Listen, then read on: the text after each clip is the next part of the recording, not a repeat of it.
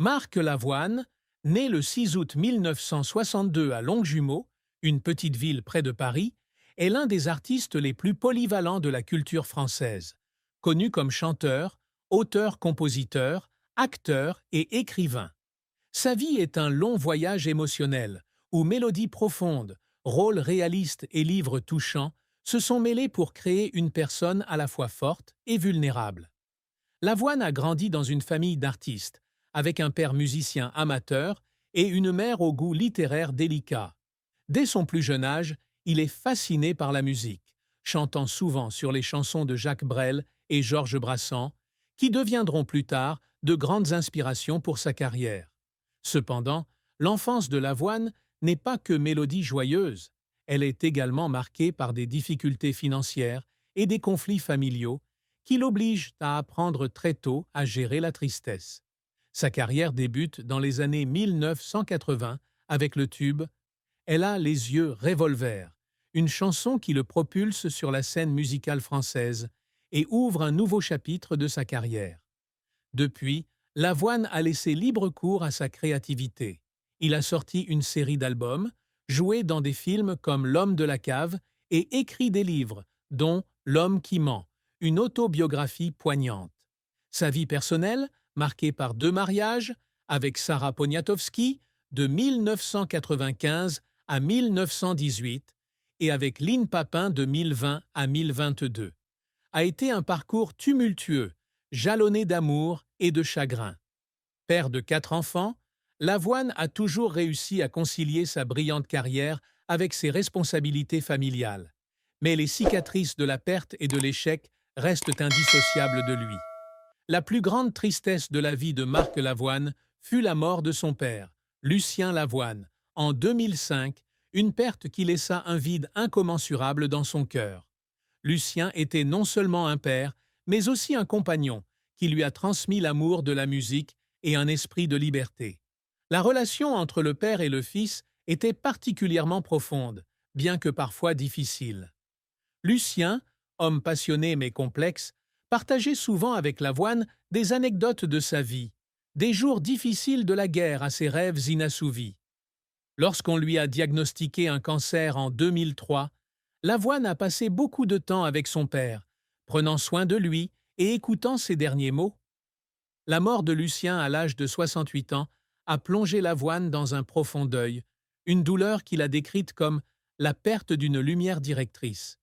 Il restait souvent seul dans son appartement parisien, écoutant la musique que son père aimait et pleurant en se remémorant les moments où ils chantaient ensemble lors des dîners de famille.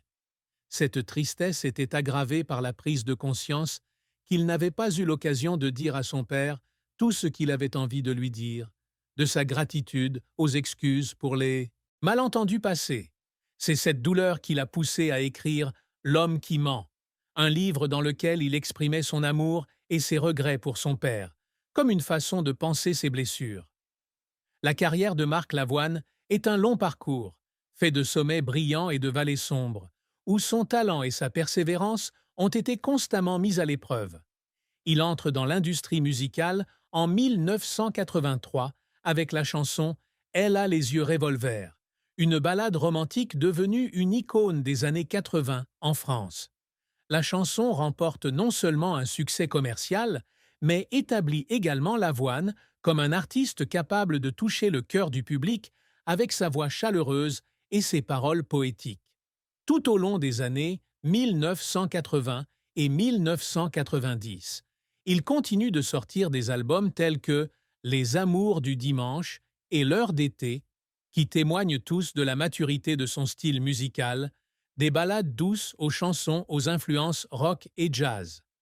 Lavoine s'essaie également au cinéma, débutant par un second rôle dans Fiancé de l'eau en 1984, avant d'enchaîner avec des rôles principaux dans Le cœur des hommes et L'homme de la cave. Ces rôles mettent en valeur non seulement son talent d'acteur, mais aussi la sensibilité et la profondeur émotionnelle qu'il apporte à l'écran. Il se passionne également pour la littérature, avec des œuvres comme L'homme qui ment et Toi et moi, on s'appelle par nos prénoms, dans lesquelles il raconte des histoires personnelles avec sincérité et subtilité. Cependant, la carrière de Lavoine ne fut pas toujours un long fleuve tranquille. Son album Sanglante, sorti en 1997, reçut des critiques mitigées, certains lui reprochant de s'être éloigné de son style habituel.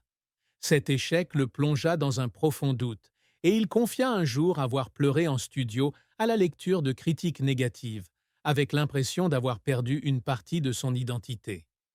Son passage comme juge à The Voice France fut également source de pression, car il fut critiqué pour son indécision dans le choix des candidats. Pourtant, Lavoine n'a jamais cessé d'essayer, passant des heures en studio à peaufiner ses chansons et à suivre des cours de théâtre pour se perfectionner. C'est cet effort, parfois épuisant, qui lui permit de poursuivre une carrière qui s'étend sur plus de 4 décennies, devenant l'un des artistes les plus appréciés de France.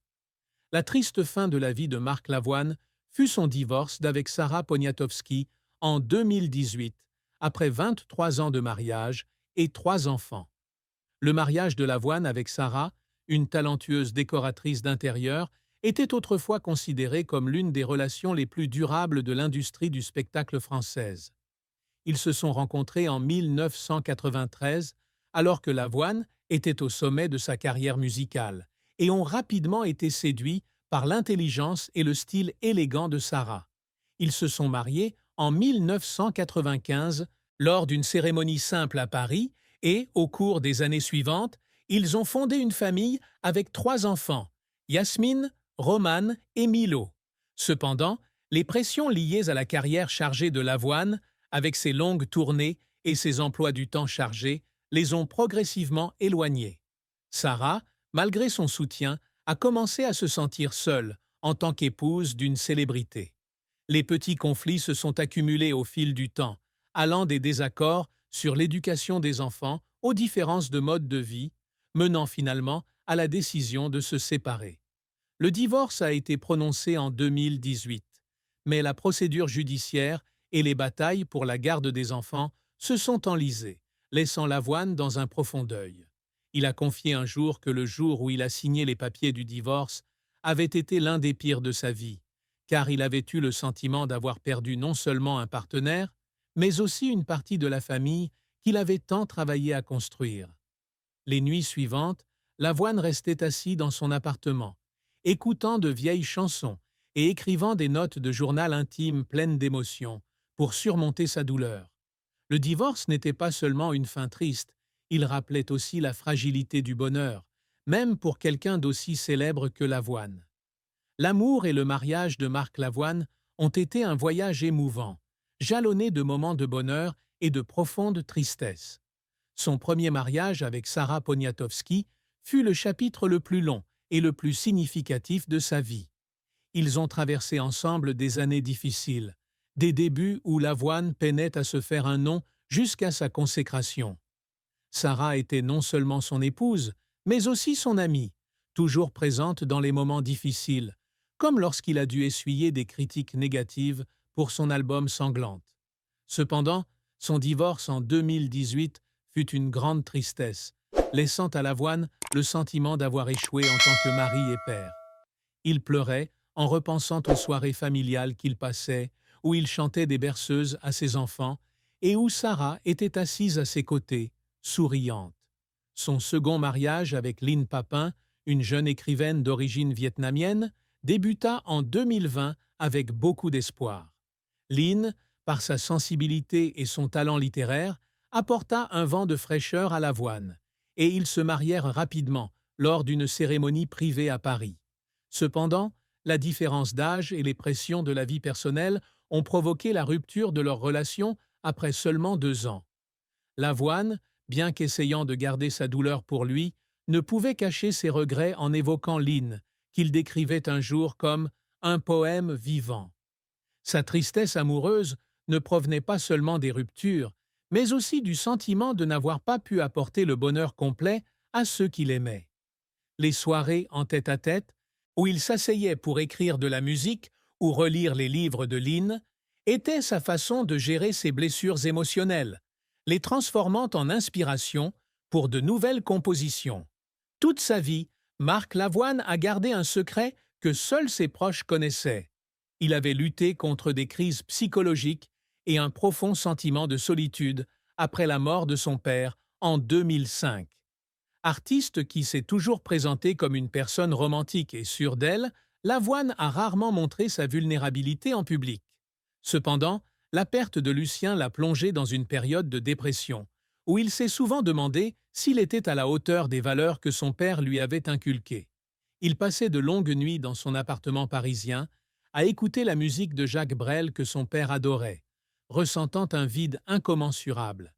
Il craignait que révéler ses problèmes ne nuise à son image, surtout dans un milieu aussi exigeant que la musique et le cinéma, où la vulnérabilité est souvent perçue comme une faiblesse.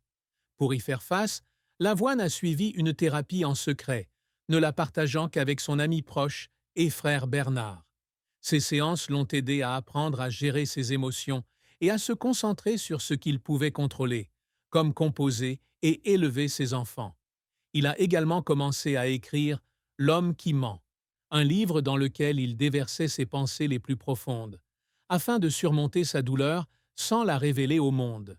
Ce secret, bien que pesant, a également motivé Lavoine à s'améliorer constamment, transformant les moments de doute en force pour continuer à créer et à contribuer.